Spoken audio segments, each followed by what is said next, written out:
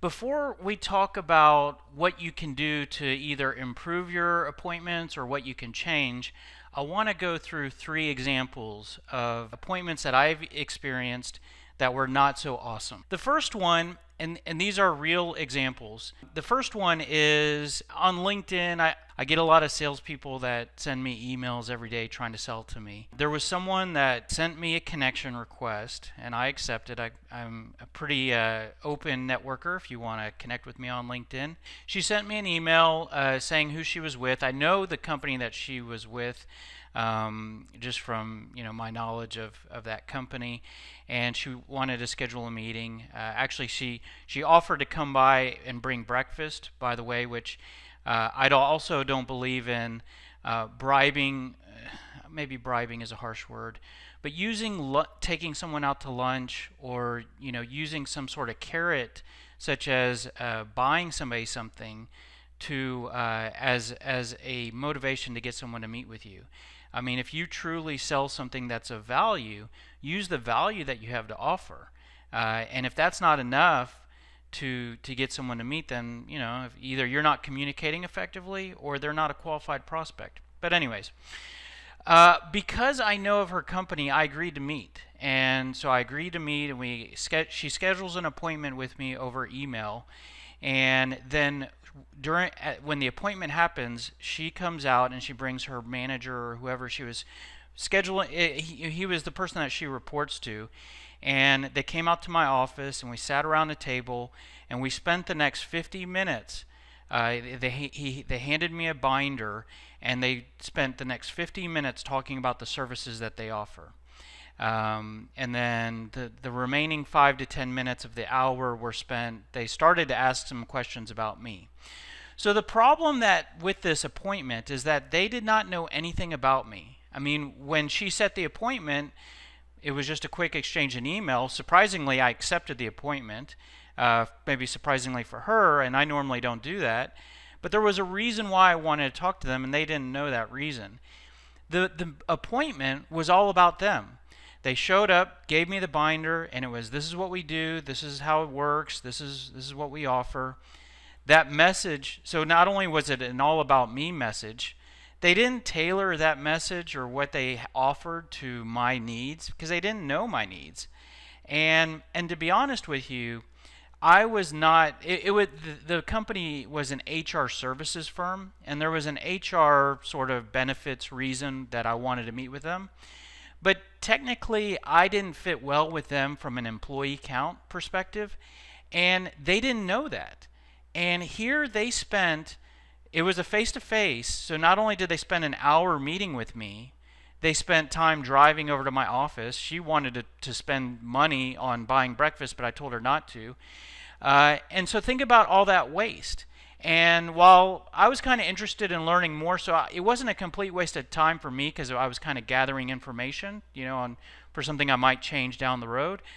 But it was a total waste of time for them. They could have saved that time and either spent that with a better prospect or spent that time looking for better prospects. And so they wasted that time. But I'll label this not so great appointment as the show up and throw up, because they showed up and they handed me a binder and we started flipping through it. It was just all about their product. Example number 2 is a client that is an example, and I can kind of group multiple clients that I worked with into this category. And I represent SalesScripter today, but another organization that I founded before SalesScripter was an appointment setting business, and we did cold calling, which, by the way, that's where a lot of the SalesScripter tactics and technology and methodology come from. Is I used to have people that would cold call all day and set appointments. Now, we were really good at setting appointments. We had a laser focused, really good script that would get appointments with CEOs, with managers. We would be on the phone with them for a couple minutes and we would set an appointment.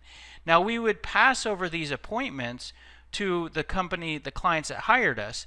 They would go on the appointment, and then they would come back to me and say that wasn't any good. They would walk in, and I'll label this as order taking mode. They think that, okay, because this prospect agreed to meet with me, I'm going to walk in there and it's going to be a layup. I'm going to basically answer their questions and most likely they'll be, I'll be able to create a lead or close the deal. The problem here is that salespeople sometimes assume that the hard work is done setting the appointment, that it's just smooth sailing from there, or there's not a lot of preparation or work needed.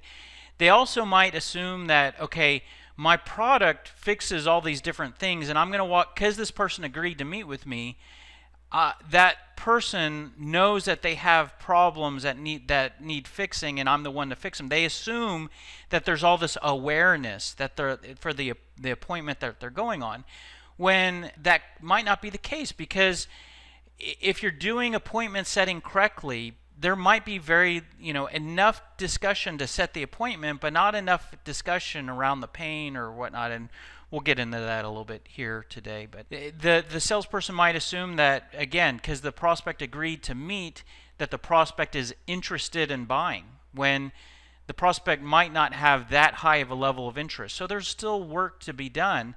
And with these clients, these were missed opportunities. We were prepared and we were effective at getting the appointment, but the salesperson did not do what they needed to do to capitalize on that opportunity. And true, some of the leads, hey, it's a numbers game. So yeah, you're going to, even if you do everything right, just like, dating or anything in life, even if you're doing everything right, there's a certain percentage that are not going to work out correctly. If you don't handle your appointments correctly, just because the prospect was lukewarm or didn't tell you exactly what you need to hear, that doesn't necessarily mean it's a dud. Maybe you didn't do what you need to do. So, and we're going to talk about what you need to do here today, and by making your appointments awesome.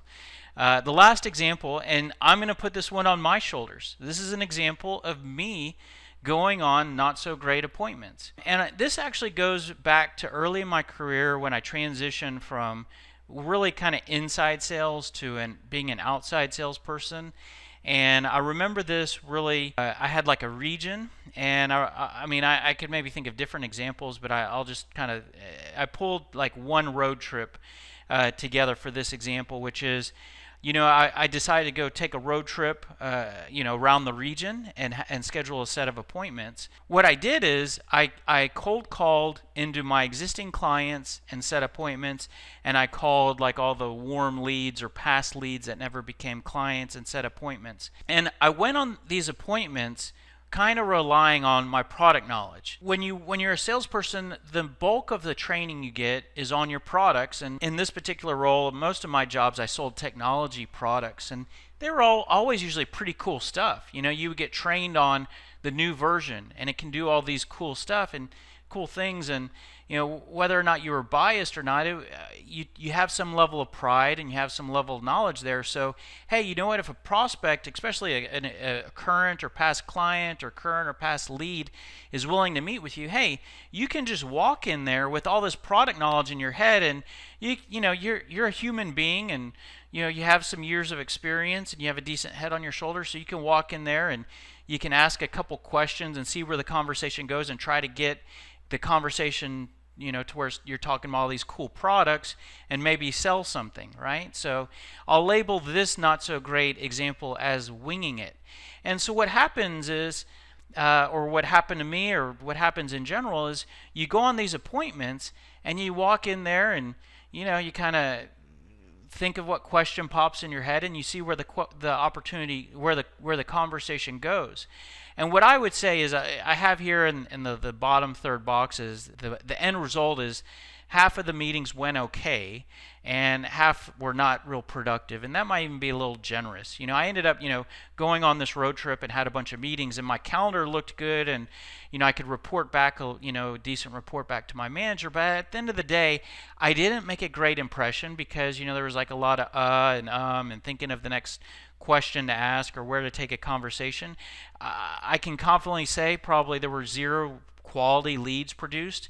Some of the meetings that went okay, maybe I ended up talking about some products stuff. I managed to get my conversation talking about the cool products that we have coming out, and the prospect said, "Oh yeah, well send me some info on that, or maybe we'll do a demo," and that ended up not going anywhere. And again, maybe potentially missed opportunities because I was just sort of winging it.